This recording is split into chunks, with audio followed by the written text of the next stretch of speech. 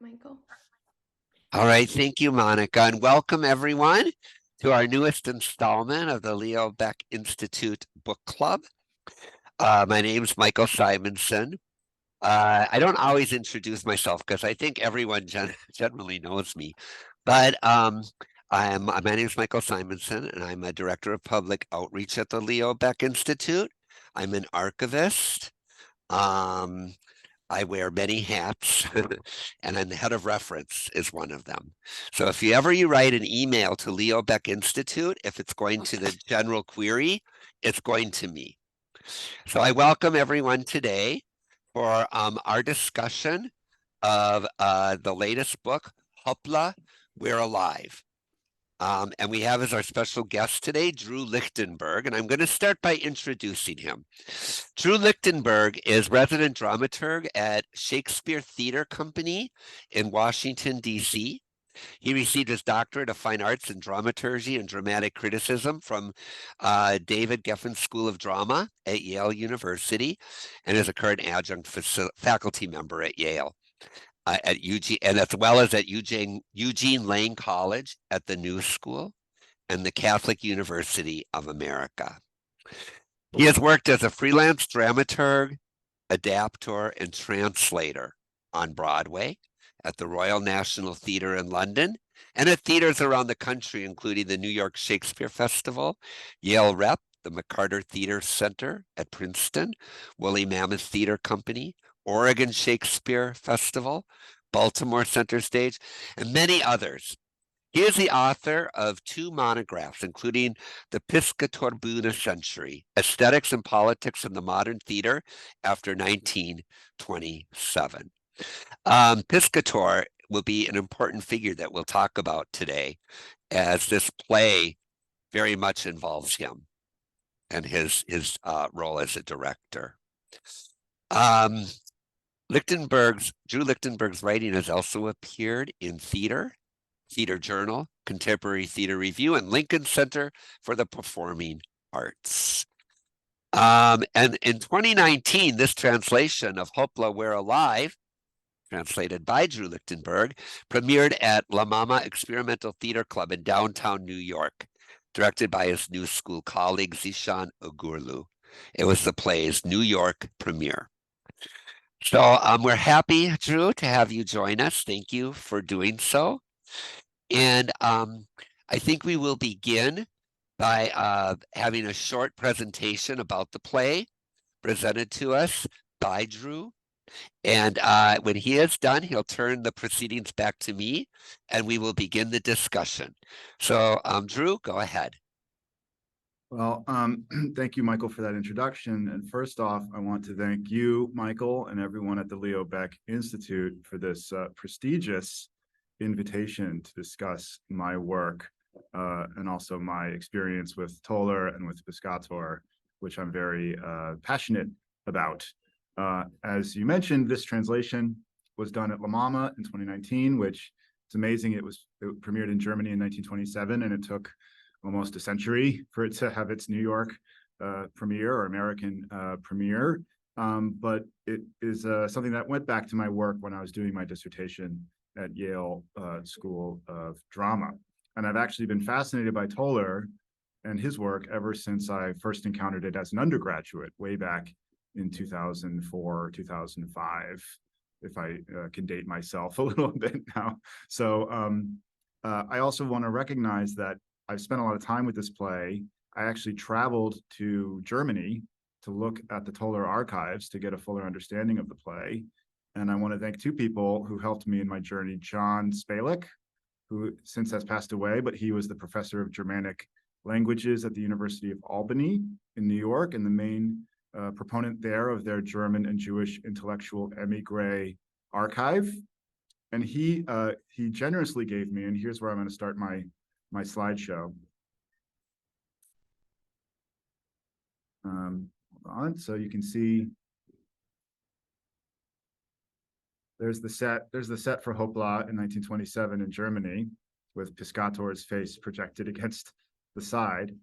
But there's the 1927 first edition of the play, published by Kiepenheuer Verlag. And when I met Professor Spalek, he gave me his own personal first edition copy of the play. And he also introduced me to Dr. Dieter Diestel of the Toller Archive at the Neuburg on the Danube City Museum, which is where Toller was imprisoned after the fall of the Bavarian Soviet Republic. So Dieter generously invited me out to his house on Midsummer Night. We had a roast. We talked about Toller.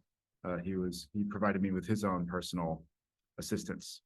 So what are we talking about today? We're talking about this play, Hoppla, We're Alive, which premiered in 1927, but really depicts an entire era, an entire turbulent period of history in the Weimar Republic going back almost 10 years.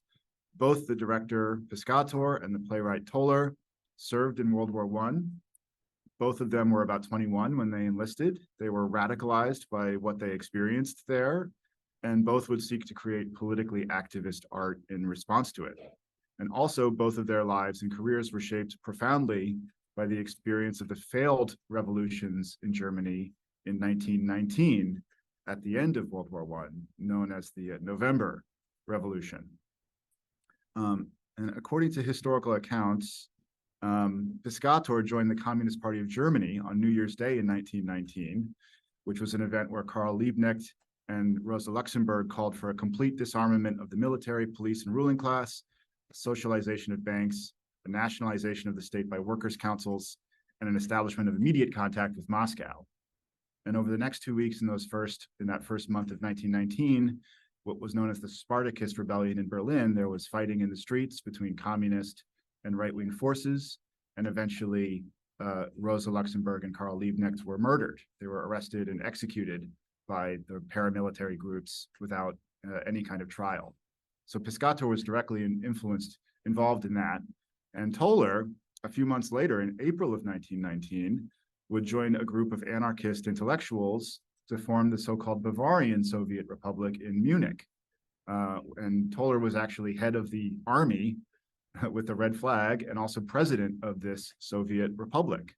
And this also lasted for a few weeks before the army and paramilitary groups occupied the city. Toller was lucky to escape with his life. Other leaders were executed without trial, and he was imprisoned for the next 5 years, pictured here in Niederschonenfeld prison. Now, the funny thing that happened when Toller was imprisoned is that he became overnight sort of the voice of revolutionary leftism in German culture, society, poetry, and also in the theater. So in 1919, at the end of that year, his play Transfiguration was produced in Berlin. And it tells the story using a very expressionistic, episodic, fractured, and poetic style of a shell-shocked war veteran who is wounded at the front and converts to revolutionary socialism. So there's very obvious and clear links between the events depicted in the play, as distorted as they are in a kind of modernist art style, between those events and Toller's own personal history. What's interesting is that Piscator was also in Berlin in 1919. He saw this production of Transfiguration by Toller. He loved this production, and about a month later, he attended what is considered to be the first ever Dadaist performance in Berlin, which was at Max Reinhardt's cabaret, Schall und Rausch, which concluded with a one-act play by George Gross, John Hartfield, and Walter Mehring. So pictured here, you can see the visual art of George Gross and John Hartfield, the photo montage style and the kind of Neue Sattlichkeit style. And both of them would later work with Piscator at his theater. And also Walter Mehring would later write the lyrics to the theme song, Hoppla, We're Alive, in Toller's play. So you have all of these events happening in 1919 that would end up bearing fruit later in 1927. And this play that Piscator saw at the Dadaist evening is considered to be the first ever work of political theater in the Weimar Republic. It tells the story of the murder of Luxemburg and Liebknecht using puppets, marionettes that are designed by John Hartfield and George Gross. So very much kind of participating in the spirit of revolutionary socialism, communism, and protest. So if we jump forward a little bit to 1926, Toller has just been released from prison, and Piscator is now a famous director in Berlin, and he's known for two things, really. He's known as an outspoken communist, And he's also known for his radical use of technology in the theater. He was the first person to take film and projections and use them as a kind of moving back wall that cinematically recast the stage action in a kind of providing comment, illumination, information to audiences that more traditional staging forms were not using at the time. And Toller, when he gets out of prison, is fascinated by Piscator. He writes of the need for theater to function more like cinema or like film. He starts changing his own style of playwriting. And in 1925, Toller and Piscator discuss founding a theater and a magazine together. And then the next year, they go vacationing together on the Baltic Sea, where they collaborate on a play called a Massenstück, a play for the masses, which falls apart, but then they eventually end up working on what turns into this play that we're discussing today, Hoppla, We're Alive. And the other interesting thing that happens before we talk about the play a little bit is that in 1927, Piscator forms his own theater called the Piscator Bühne, so it's literally named after himself. He was not a man with a small ego. It's the Piscator stage, pictured here, in residence at the Theater am Nollendorfplatz. And you can see right there, that's the first program of the Piscator Bühne, number 1 in September 1927. And you can see that poster down there, the first play that they're presenting is Hoppla, wir leben by Ernst Toller. And so I found this quote by a biographer of Toller, where he talks about the importance of this production in the Weimar Republic. Berlin playgoers of the 1920s would have been hard put to decide whether Ernst Toller or Bertolt Brecht had given them the theatrical event of the decade. The accolade might have gone either to Hoppla, We're Alive, which opened Erwin Piscator's new theatrical venture at the Theater am Nollendorfplatz on September 3rd, 1927, or to the premiere of the Threepenny Opera in August of 1928. So if you were alive and going to the theater in the 20s in Germany, this play, Hoppla, was just as big of a sensation and just as big of a hit as the Threepenny Opera, even though it's relatively less it is much less well known today. And I think the reason why it's an important play is because it marks an end to an era and the beginning of a new era in theater history. It's the end of the era of expressionism, which was really the dominant modernist style in the early part of the Weimar Republic. And it's the beginning unofficially of a new era, this new mode of theater that is more documentary in its impulse, more political in its impulse, more scientific, more sociological, what would later come to be known by Piscator and Brecht as the epic theater. As one German theater critic writes, it was the first scenic product to be developed by a director, dramaturgs, and author into a new sociologically understood dramaturgy. And Hoppla, in fact, there is no Threepenny Opera without Hoppla, because sitting in the audience that night on September 3rd was a young Bertolt Brecht, who immediately wrote about what he had seen and signed up to work with Piscator at the Piscator Bühne as his dramaturg. So you could say that the one play helps create the other play. So what is Hoppla about? It is a play that traces the consequences of the failure of this revolution in 1919 all the way up to the contemporary present moment in 1927. And in fact, when the play was being staged, they would change the date of the release of the main character, Carl Thomas, from prison to the day that the play was being performed. It was intended to draw a straight line from 1919 up to now. As Piscator writes of the play, it gave him the means to tell the social and political outlook of an entire era. It encapsulates the last 10 years of history and of democracy in Germany. The main character, much like in Toller's other plays, is an autobiographical stand-in for the playwright. His name is Carl Thomas. He is somebody who participates in the November Revolution. And we first see him in the prologue, imprisoned alongside his revolutionary comrades.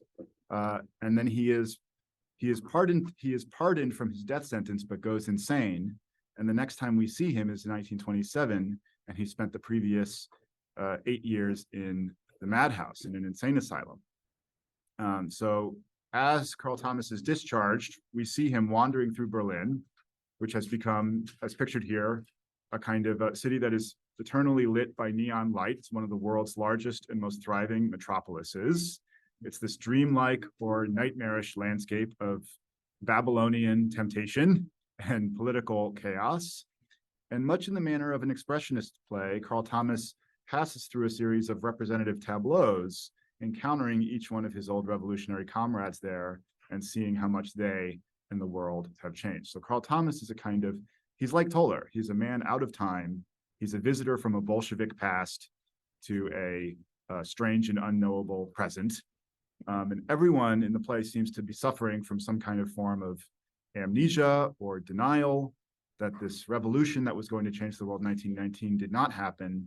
And so we're stuck in this kind of world of constant crisis, right? It seems like the play is suggesting that if we do not have a revolution, that we will end up back at a world war.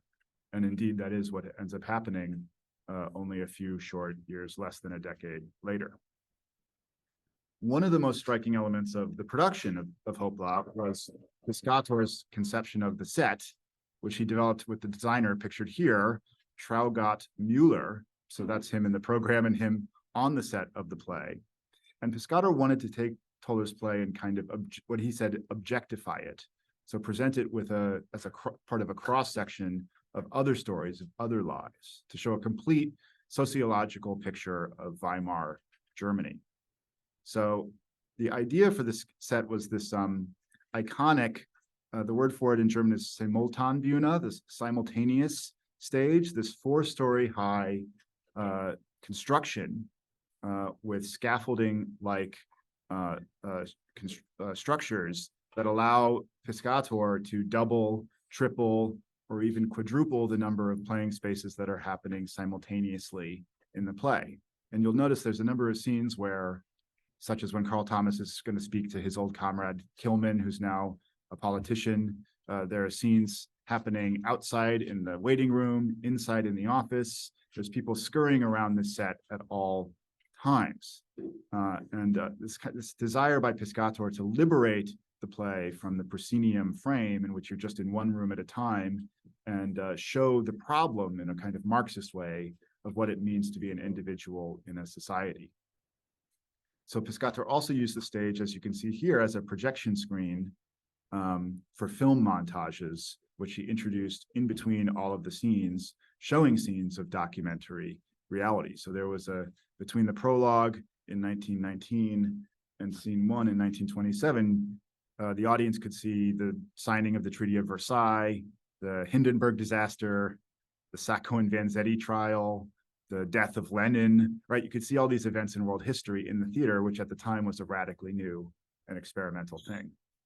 And the director of these montages was none other than the Weimar film director, Walter Ruttmann, who the same year created one of the great masterpieces of Weimar Republic film, Berlin's Symphony of a Great City, where he takes 24 hours of documentary footage from Berlin and turns it into a completely abstract, narrative-free montage. So if you're curious about what Hoppla may have looked like, you can go back and look at this movie and get a sense.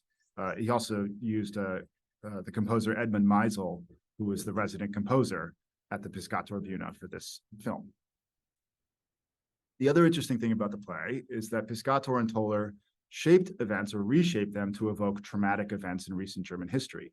So in the Act 2 election sequence, you have a thinly veiled restaging of the 1925 presidential election, which is concluded by the victory amid accusations of voter fraud and disenfranchisement, much as we have in America, of General Hindenburg, the Prussian aristocrat and former World War I leader in the military who would later assist Hitler into his rise to power. So audiences seeing the play would have been maybe triggered traumatically, seeing a restaging of this rigged election in which the right wing ends up consolidating power.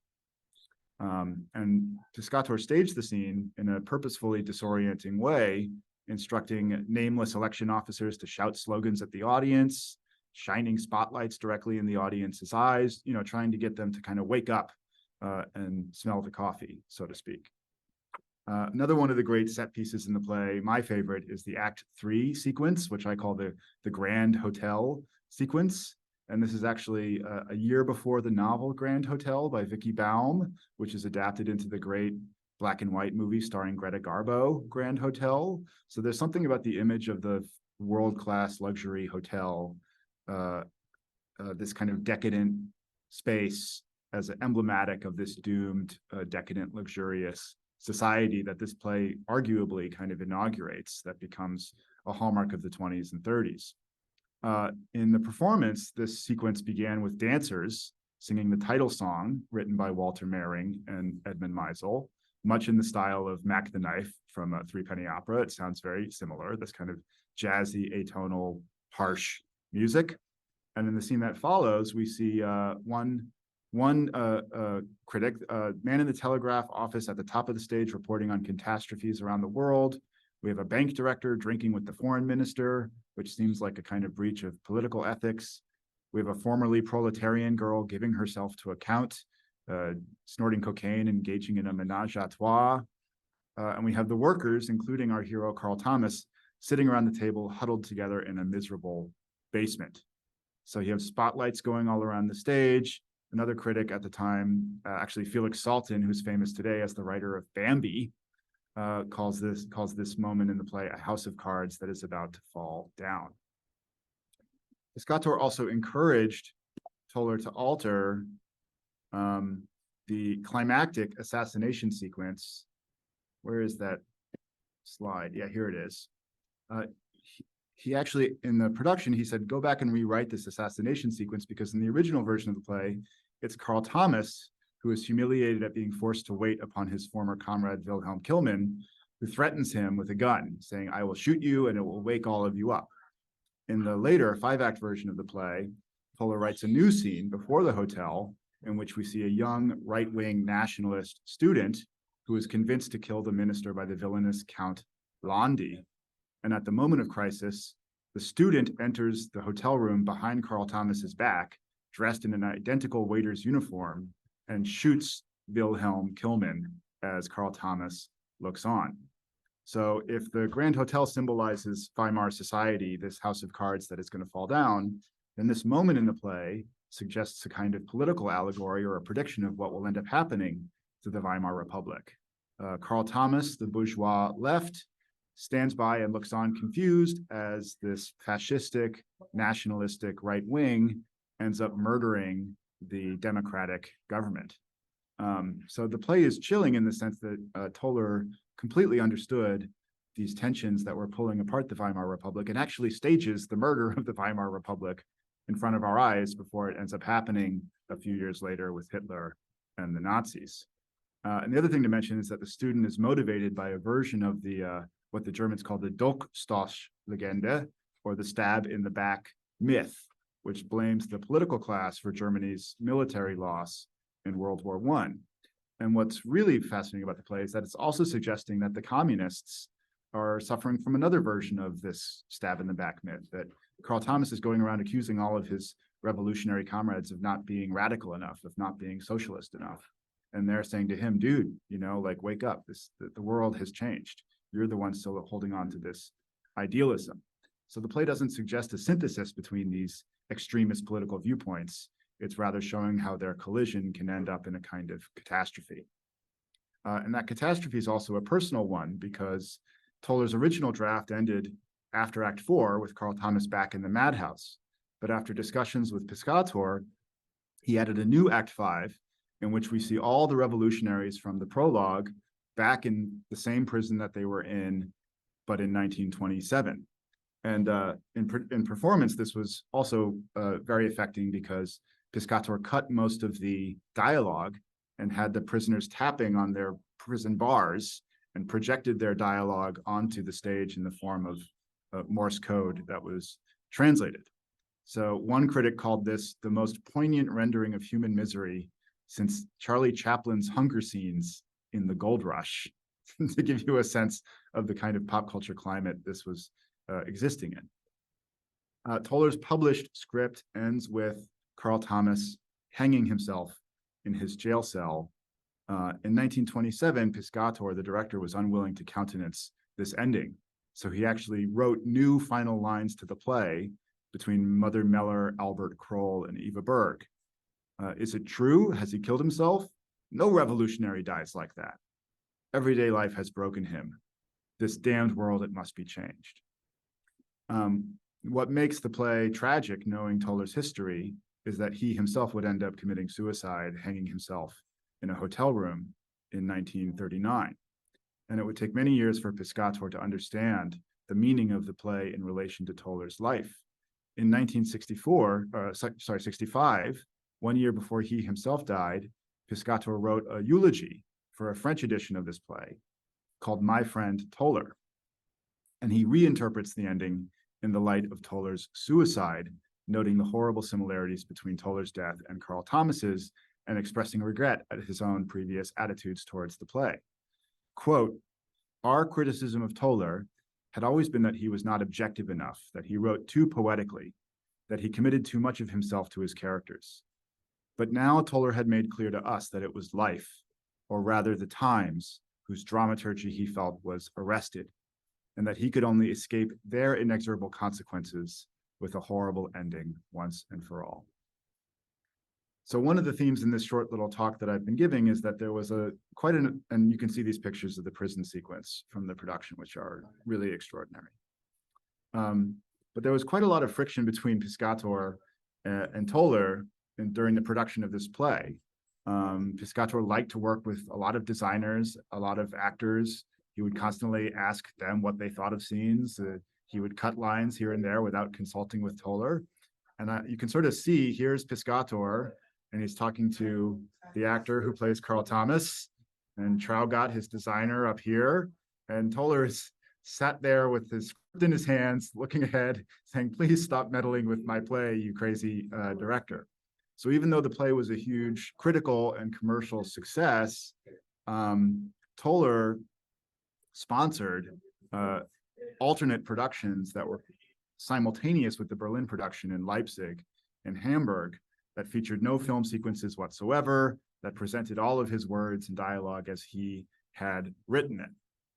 Piscator's production was the landmark, and that's the one that I have tried to reconstruct and reassemble as best I could, to the best of my knowledge. But it's worth pointing out that Piscator and Toller, even though they had so much in common, never worked together again, which I think is a real shame for theater history. Just wrapping up the story, and then I'd love to hear responses. In 1933, the Nazis would ban Toller's writings, placing him on a list of undesirables and burning his books at the Opernplatz.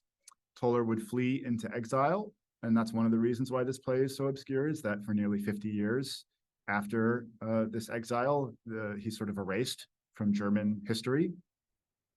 And he and Piscator both end up in New York. Piscator founded the dramatic workshop at the New School in New York, and Toller was based in New York at the Mayflower Hotel off of Central Park West. And actually, Piscator met with Toller in 1938, as soon as he got to New York, to try to convince him to do a revival of Hoppla. And about 1 month later, Toller hanged himself in his hotel room. In 1962, Piscator would be invited back to West Germany to become the artistic director of the Freie Volksbühne. And instrumental in his appointment was a politician, Willy Brandt, who was the mayor of West Berlin and later won the Nobel Prize as the president of the Federal Republic. Brandt hired as his ghostwriter a dramaturg named Leo Lania, who worked on this production of Hoppla, We're Alive. And in the foreword to Brandt's autobiography, they write of the halcyon era of the 1920s, and they place Toller back in his proper place. For 8 years, Berlin was the leader in modern music, architecture, drama, and films. Erwin Piscator's productions, Ernst Toller's and Bertolt Brecht's plays, the atonal music of Schoenberg, and the modern architecture which Gropius promoted. And then on April 30th of 1963, Brandt honored Piscator by opening the new building of the Freie Volksbühne on Schäperstrasse, which is this beautiful theater. If you ever go to Berlin, seek it out. It has this wonderful glass facade surrounded by greenery on all sides, which is representing this new, more open, more transparent, more progressive spirit in the capital. And the building opened the next day with a production of Robespierre by Romain Rolland, which was originally planned for the second season of the Piscatorbühne, but Piscator's first choice had been a revival of Hoppla, We Are Alive by Toller. So that's my introduction to the book club. I'll stop my share there, and I'm now very eager and curious to hear thoughts and responses from you, Michael, and from all the other members. Thank you. Thanks for the introduction. It was very interesting. I'm excited actually to talk about a play, because we usually talk about other kinds of work, fiction and nonfiction, but rarely do we read. We've read a few, but very, very rarely. So I'm going to start like